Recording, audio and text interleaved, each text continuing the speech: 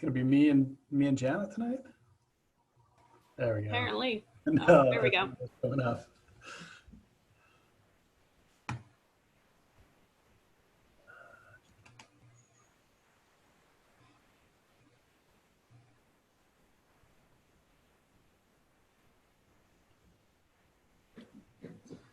Thanks for being here, folks. We will get going in about 3 minutes. So we're going to be pretty punctual this evening based on the fact that we have a Silverton Strong meeting right after this, and our tech department needs to get working on that one as well. So we'll let more people jump on, get this thing going in about now 2 minutes.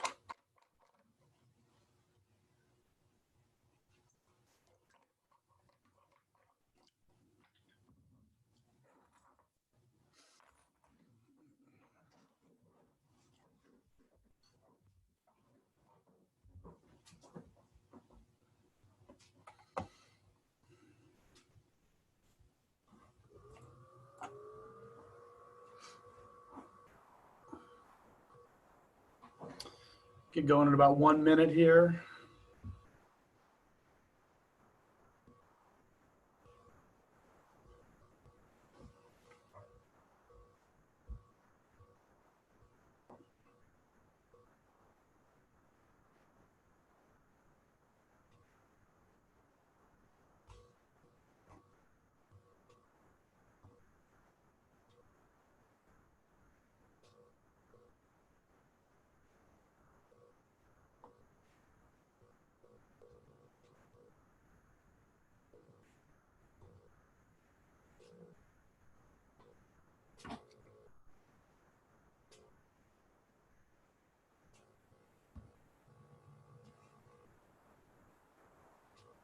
Maddie, is it just you and me?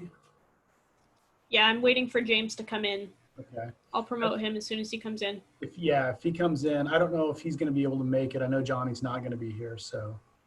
All right. So if he does, great. Okay, so I'm going to get this thing going because we do need to, like I said, we need to be punctual this evening. There's another meeting or another webinar going on a little bit later this evening that's going to be relative to the district's resources and the district process for helping families after the fires, after the tragedy of the fires. So I want to get this thing going. I do want to let everybody know that the presentation that you're going to see right now is the same presentation that the students saw about 2 hours ago. I had a welcome back and a little bit of a Q&A with students from 4 to 5 this evening. And because there's not a ton of new information at this point, I'm going to give you what they got relative to how they're going to onboard their first day, their first week of classes, and what some of the expectations for our students are.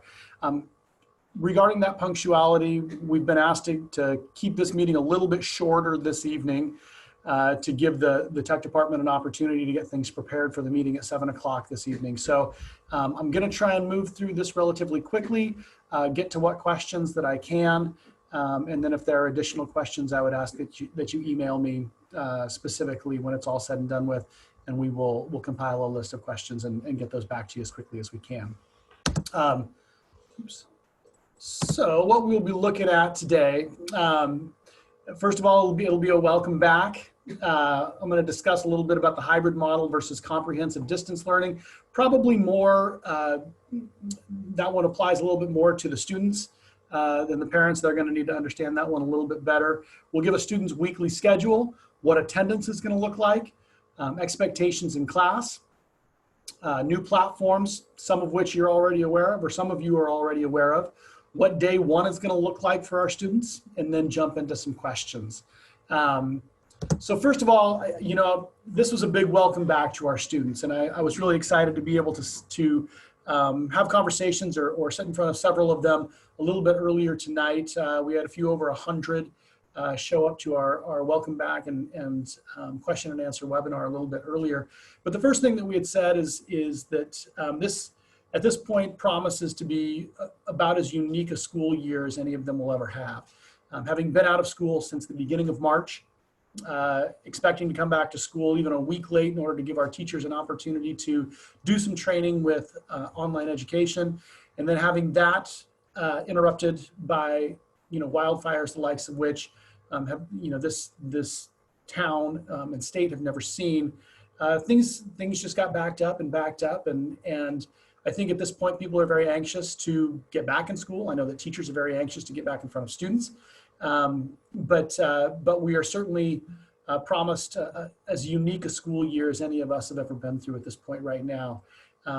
Because that's the case, going through pandemics and going through wildfires and going through some crises that are relatively traumatic, both of which will be addressed a little bit later on tonight as well in the Silverton Strong meeting, we are all going to be learning something new. The teachers are going to be learning, they're learning something new. The administration is learning new. Support staff is learning something new. Parents are learning something new. And students are certainly going to be learning something new as they go through this process as well. And the truth is, just, by virtue of growing up in a technological age, the students will very likely grasp this more quickly than we will.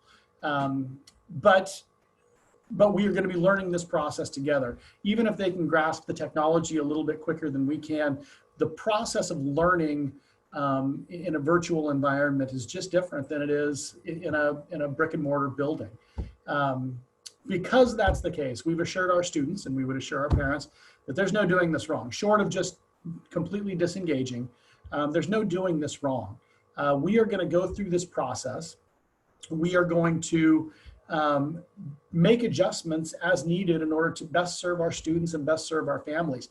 And at this point right now, not being professionally trained as online teachers, not being professionally trained in virtual settings, we know that there's going to be a major learning curve as we go through this. And we've let our teachers know there's no doing this wrong. Go through the process and make adjustments as needed. Tell us what support you need in order for us to be able to be effective. And that's the same message that I would give to parents and the same message that I would give to students. There's no doing this wrong. Let us know what we need or what you need in order for your student to be successful.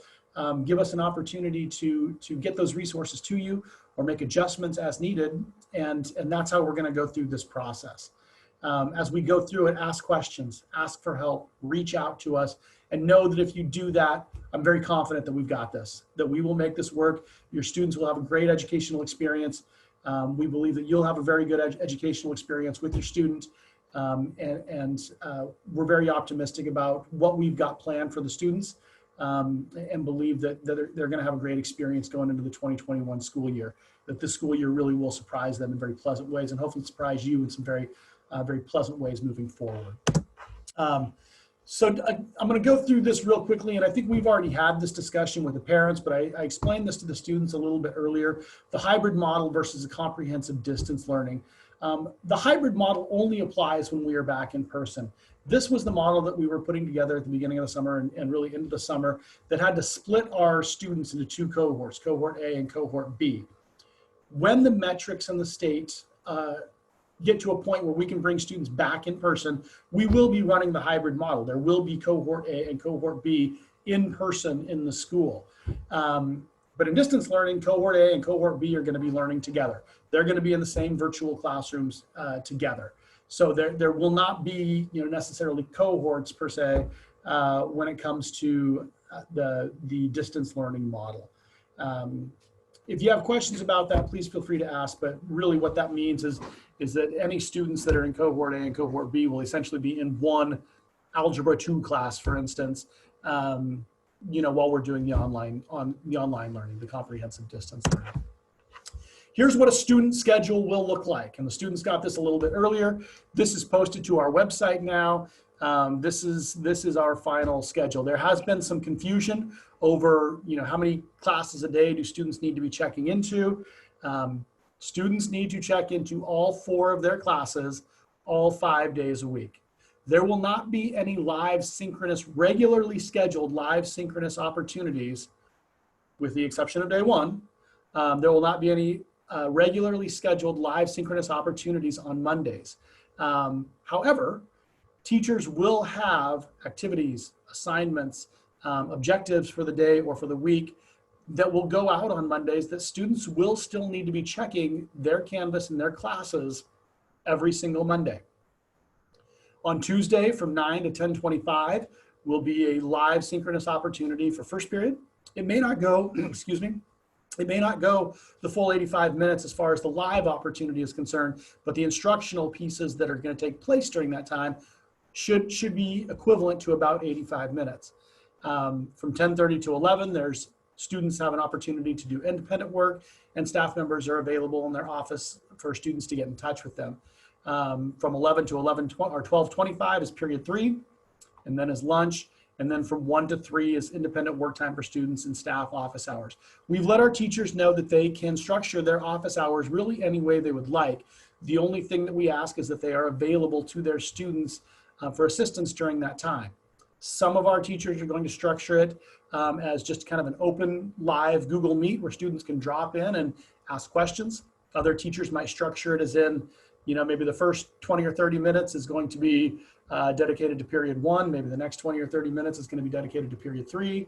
Maybe the next 20 or 30 minutes is going to be dedicated to period 5, so on and so forth. So maybe some teachers are going to actually request students and make it kind of RIE-like, where they're going to request specific students and have one-on-one meetings. So the only thing we've asked as far as office hours are concerned is that teachers are making themselves available to be able to assist students at that time. So Wednesday, period 5, live synchronous opportunity, and then an AG, which is period 7. For those that are still a little bit confused about that, period 7 is AG for every single student in the school.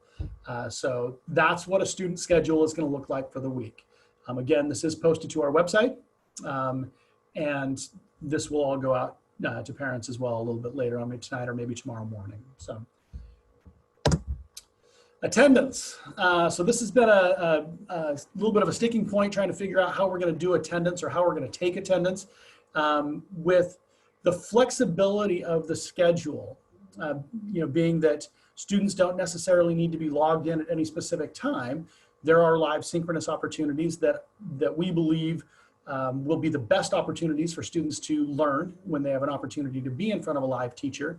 But the schedule itself is built for flexibility. We understand that not every student can make the live opportunity at 9 o'clock in the morning. When we don't have students in a brick and mortar building, there are elements that are outside of the control of the school that might create conflicts or difficult or challenges for students to be able to be in a live meet from home at 9 o'clock in the morning or 11 o'clock in the morning. So if a student can't do that, we understand it. But we would ask they, obviously expect that they log into their class later on in the day, complete the activities, complete the assignments, complete the chat boards, the discussion boards, what have you. And so it was going to create a real difficulty for teachers trying to figure out which students were logging in, which students weren't logging in, and trying to chase attendance that way. So what we did was we created a student square daily exit ticket that will account for attendance. Every single day by 11 o'clock in the morning, students will be sent a student square exit ticket that will look similar to this. It won't look exactly like this, but it'll look very similar. It will account for period 1, it will account for period 3, it will account for period 5, and it will account for the AG. It'll be a survey. And once this survey is taken by the students, it'll take them all 30 seconds to take it. They'll hit save, and that will send results back to our attendance office. And our teachers won't have to take the attendance. Our attendance office will be responsible for the attendance of students on any given day. Students need to fill it out by midnight, so there'll be a 13-hour window for students to be able to fill that out. And any student that doesn't respond to the exit ticket, the attendance ticket at all, will be marked absent for that day, unexcused absence for that day. And parents will have to excuse that if they want their student's absence excused. If students mark no, that they didn't check into their third period, then they will be marked absent for that period on that particular day. We do expect that, not every student is going to be 100% honest with this. And we do expect our teachers to be keeping up with the work that's coming in, the meetings, these sorts of things. And then we'll match those things and cross-reference them with attendance. But this is our best way to be able to account for attendance on a daily basis for our students. They'll get the ticket by 11 a.m. They need to fill it out by midnight. It'll come in their email. They will be responsible to be filling it out. It will not come to the parent. It will come to the student. So just to be aware. Class expectations. First thing is, I think it's clear that when it comes to this particular learning environment and this type of learning process, the responsibility of students for their learning and for their education, a lot of it is going to be shifting to the student. We can offer live instruction, we can offer asynchronous instruction, but at the end of the day, this is going to be up to the students to show up, to be there, to log in, to finish their exit tickets, these sorts of things. This is an increase in student responsibility when it comes to being in school and taking responsibility for learning. So we just need to make that very clear right from the outset. They are going to be expected to understand new platforms like Canvas and Edgenuity. We do not expect them to understand that on Monday. What we will expect them to understand on Monday is how to log in to meet with their AG teachers, who will then begin the onboarding process and get them to understand Canvas and Edgenuity. But there will be a process, and there'll be a very steep learning curve for students to understand that, for parents to understand that, for teachers to even understand the instruction as far as all of that is concerned. But we just need to make sure that those expectations are clear, that there is going to be some new platforms that they're going to need to learn and understand, which I think will also be valuable for them in their futures as well. When it comes to post-secondary courses, if any of our students decide to go that direction, these will be platforms that we'll need to be familiar with. They'll need to be familiar with. So, and then behavior expectations for our students, those are going to be just like they would be here at school. Our behavior and student handbook will hold true in an online environment, just as it would hold true in our brick and mortar buildings. Any behavior in the classroom or any language in the classroom or any things that students are wearing in the classroom that wouldn't be acceptable here at the school will not be acceptable in a virtual environment either. And so we just need to make sure that our students understand that. We hope that our parents are having conversations with our students to help them understand that their behavior online needs to be appropriate. The new platforms, most of our parents have already seen this. We've sent this out, that Parent Square, Canvas, and Edgenuity are 3 platforms that they're going to need to understand, that our parents are going to need to understand. Parent Square is what we're going to be using to communicate with our parents. Canvas is like walking into a classroom. It's like walking into a virtual classroom. When you walk into that classroom, there's teachers that need to provide that curriculum, teachers that need to provide the education. That's what Edgenuity is. Edgenuity is that curriculum that will be provided by the teachers. In some of those cases, our students are going to need to check out materials, check out books, check out clay or materials for art classes, check out canvases perhaps. That stuff will be provided on Friday. If your student is in a class that needs to check those materials out, you should have gotten an email by today, I believe. I think you would have gotten an email today to let you know that on Friday between 10 a.m. and 2 p.m., your student has something that needs to be checked out here at the high school, whether it be a textbook, whether it be art supplies, what have you. If for whatever reason you can't make it on Tuesday, get in touch with us. I'm sorry, if you can't make it on Friday, get in touch with us and we can make arrangements to make sure that we can get you those materials. Day one, and this is the day that I think has been kind of anxiety inducing for some of our students. It's just, what is that first day going to look like? How am I going to know how to log on? How am I going to know how to get into my classroom? Students should get an email from their AG teacher no later than tomorrow that tells them how to get into that first meeting, how they will need to log into that classroom for their first meeting. And then from 9 a.m. to 9:50, they're going to have a live meet with their advisory group. If you're a freshman, you get an opportunity, or if your student is a freshman, they'll get an opportunity to meet their peers in their AGs.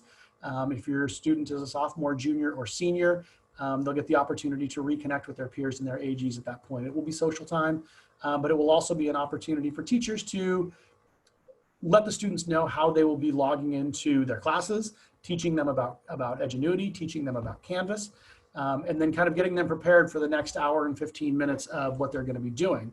From 10 to 11:15, students are going to have an opportunity to meet with each of their other 3 classes. So from 10 to 10:15, they'll meet with first period.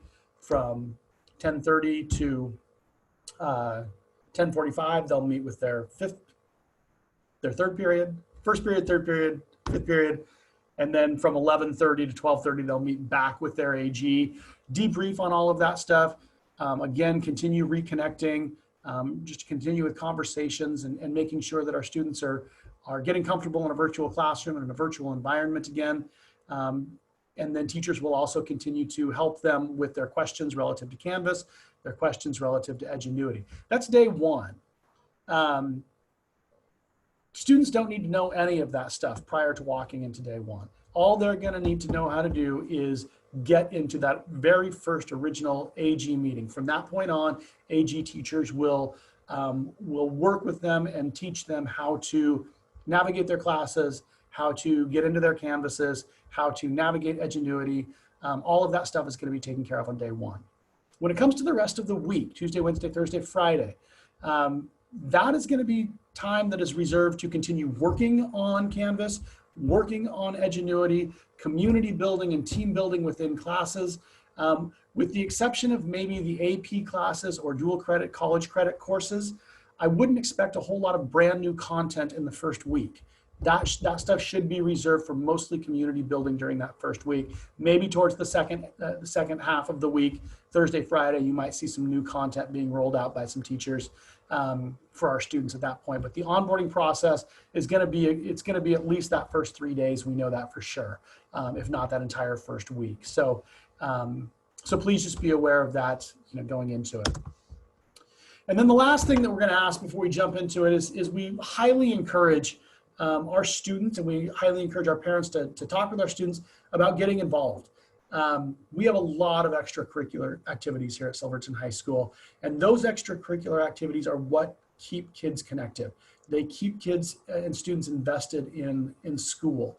And we believe that with as many activities as we've got at the school, extracurricular activities, athletics, clubs, we believe that there's something for everybody. And we highly encourage you to encourage your students to get involved in those clubs and keep them connected. There's a social connectedness as well as each one of them that will teach students skills that will help them be successful in their future, whether it's speech and debate, whether it is fly fishing club, whether it's GSA, whatever the club is, band, choir, drama. There are very valuable skills that can be learned there and very valuable social connections that can be had as we go through this process of distance learning right now. So we encourage you to get your students involved. I'm going to move on to questions that were asked, that were brought in. How do students and parents log into Canvas? I'm going to have to go through this relatively quickly. Again, we're trying to stay on a pretty condensed timeline this evening to get our tech department and our parents prepared for the 7 o'clock meeting this evening. But how do students and parents log into Canvas? That stuff is going to be emailed out. Teachers are going to be emailing stuff out to students no later than tomorrow. And students will then get into their AG classes and learn how to log into their Canvases through there. So hopefully we got that a little bit earlier in this presentation. Is there a final daily, weekly schedule posted? We saw that a little bit earlier this evening, and yes, it is posted to our website. If you go to our website, there's a menu of links that you can jump into and find that schedule. We'll also send it out a little bit later on tonight. Is there a calendar for the high school that shows the quarter dates, such as final, parent conferences, etc.? Yes, that calendar has been, our district office and HR director has been working with our associations, trying to get that calendar settled at this point. We have a draft of it. I'm not 100% certain it's been approved at this point, but But yes, there is a calendar that does exist. And as soon as I know for sure that it's been approved, I will make sure that our parents have that calendar as well. For the first day of school, September 28th, students don't have classes that meet synchronously, or however that was how we said it. What can they expect from teachers on that day? Hopefully you got an idea of what our first day is going to look like. If you have follow-up questions to that, please feel free to email me or throw it in the chat bar right now. Do the students have to have a Chromebook to do this work? I can find the login information for Chromebooks, but what if they were planning to use their own computers? Students can use their own computers for this. If they don't have access to a computer or a laptop or device at home, the school can check those out, but it doesn't necessarily need to be a Chromebook. The students will need to be connected to be able to do the majority of this work, yes. When do zero period classes meet? It isn't on any of the schedule, specifically jazz band. So we would encourage you to reach out to your zero period teacher. With the zero period, there's a lot of flexibility as far as that one is concerned, or those particular classes are concerned. And some of the teachers may make them a more traditional zero period that will meet earlier in the morning. Some of them will meet independently with students as they have an opportunity and create some of those individual meetings. And some of them, might try and find a time a little bit later on in the afternoon or between, 12:30 and 1, maybe a little bit later in the day, something along those lines. So there's flexibility in the zero period class. I would encourage you to reach out to your zero period teacher to find out exactly when those classes are going to meet. The orientation about logging into classes and schedules, yes, that's going to be on Monday for students. If parents want to peek in and kind of watch how that orientation looks, that will be kind of that first week of onboarding with students, and parents are certainly welcome to kind of watch that process as well. Is the entire school year going to be pushed back 2 weeks, including the quarter start dates? How will we make up for lost time? Again, once we know that our calendar has been approved, then I'll make sure that our parents and students have that. But really, we're taking a look at kind of a combination of a number of different things to make up that lost time, including the possibility of extending the school year. Certainly not by much, but the possibility of adding a couple of days, turning some non-student contact days into student contact days. But there are options that exist as far as filling those gaps. And as soon as we get those gaps filled and have a calendar finalized, I'll make sure that you get that. Will all teachers be doing live meets for all scheduled classes? Yes and no. That's a difficult question to answer. When there are certain things, just like our students may have certain things that take them out of a live synchronous meeting for some sort of emergency, our teachers are going to have those situations come up for them as well. And if they aren't able to be in a live meet at a scheduled time, hopefully there will be something recorded, or certainly things that are pushed out for our students. But students will be made aware if a teacher is not going to be able to be there for a live meet at any point. That said, we all believe that that the live synchronous opportunities with teachers and students is going to be the most valuable learning time that we've got. And so our teachers are committed to that. If they end up, not being able to make it to one of those somewhere along the line, again, that's something that students will be aware of well ahead of time.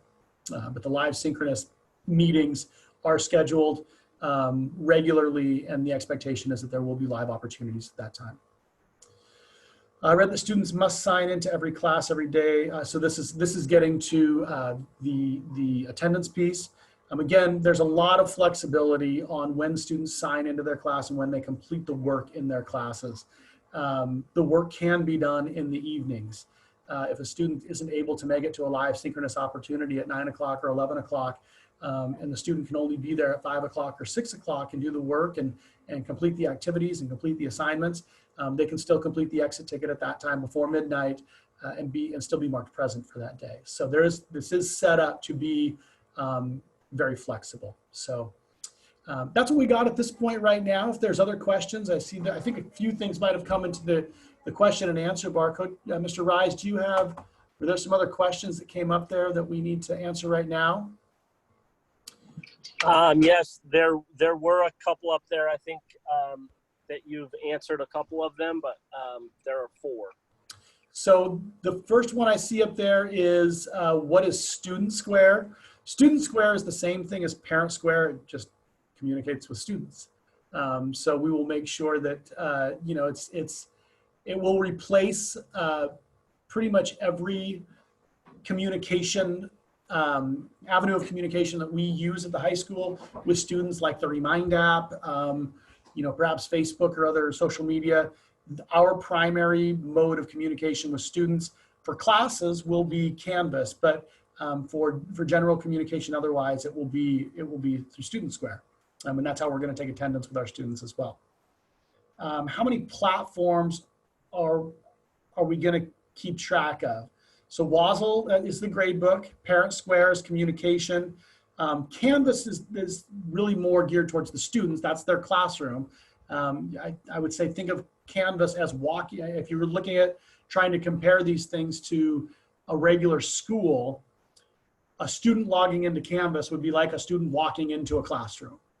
So they are going to be they're going to be keeping track of that particular platform. Within Canvas, there will be lessons, right? There will be Edgenuity that the students will be able to guide themselves through, and there will be teachers in those meetings as well. So parents shouldn't have to be keeping track of much more than looking on WASL.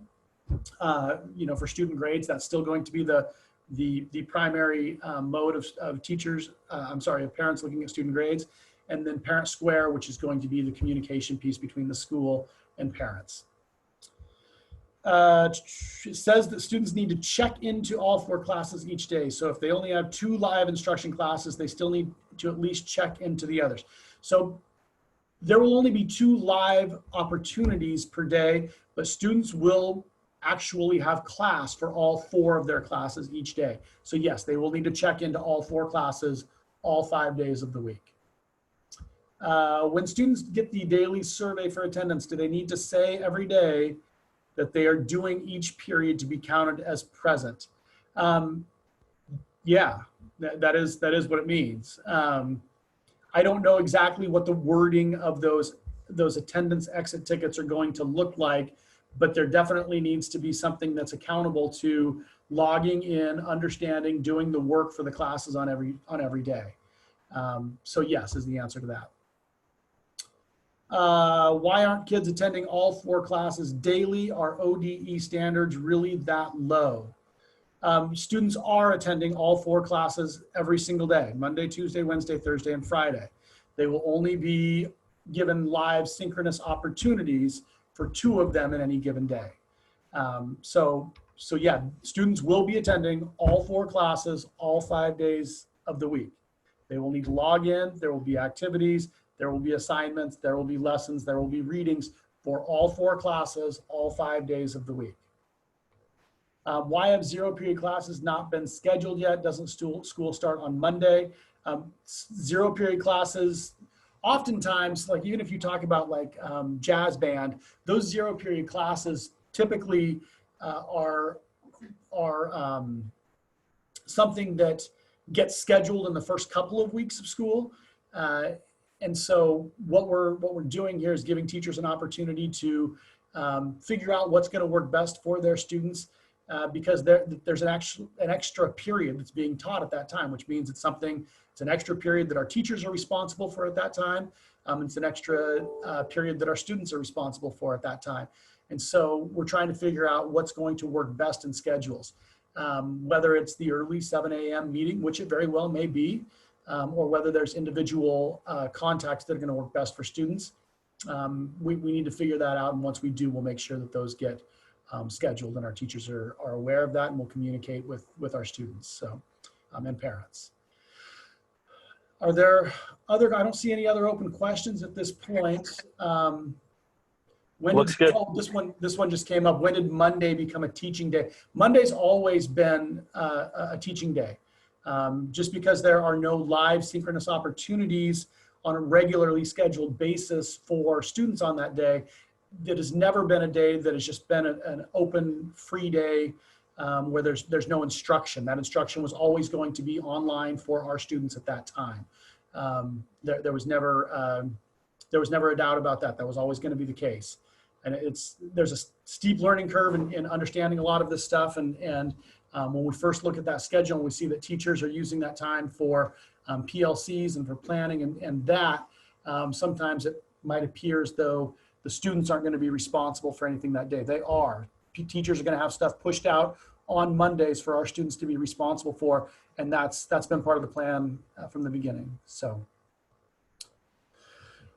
I don't see any more questions at this point right now. And again, in the interest of kind of a condensed timeline tonight, we're going to wrap this one up a little bit early, but I do want to say we are excited. We are ready to get back to school. We are ready to be with your students and meet with the students. And we believe that once that happens, we have an opportunity for teachers to get in front of students and talk with students and work with students on a daily basis, that this is all going to start to feel a lot more comfortable, even in a virtual classroom. And we're just waiting for that moment where we can make that happen and get people onboarded and get people used to the process. And then just get the school year moving and make adjustments as needed at that point. So I want to thank you all for being here. I want to thank you all for your patience as we've gone through this. I hope that everybody is doing well. I know that with the tragedy and the crisis of the wildfires has certainly had a major impact on a lot of families, and I hope that everybody's okay. If there are things that you need, please reach out to us here at the school so we can get resources to you to be able to service any of our families that need those services. So AG teachers will be reaching out to students this week as well, maybe as late as early next week to kind of assess some of those things. But we want you to know that we're here for you, that if there's anything that we can do for you, please, we're a phone call, an email away so that we can get you the things that you need to make sure that your students are ready to learn come Monday. But if we're able to contact one another, keep open lines of communication, then we believe we're going to give students a great experience. We believe that this year is going to surprise us all in very pleasant ways. So thank you all for being here this evening. We're excited to get back to it next week. Go Foxes. This will be available to you over a video that we'll have sent out later. We'll make sure that we post the presentation as well. And again, if you have further questions, please feel free to email. I'll get back to you as quickly as I can on it. Thanks so much. Have a great evening.